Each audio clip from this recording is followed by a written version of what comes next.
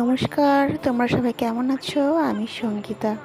দেখো আজকে সন্ধ্যা হতে না হতে কেমন ঝড় বৃষ্টি আরম্ভ হয়েছে আমাদের এখানে।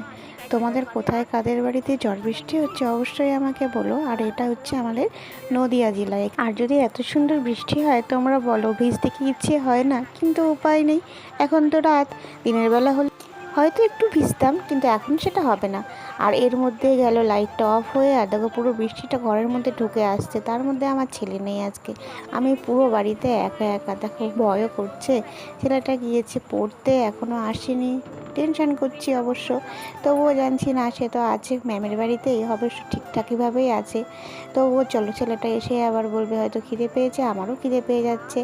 4 পিস ছিল মাছ ফ্রিজে, আর এই যে একটু আলু আর পটল, একটু কলা কেটে নিলাম, রান্নাবান্না করব। এর মধ্যে দেখছি ছেলে এসে হাজির। তো গেলাম, তাড়াতাড়ি বললাম শিগগিরই দরজাটা দে, মেঘ ডাকছে ভীষণ। তারপরে ফ্রিজটাও অফ করে দিলাম।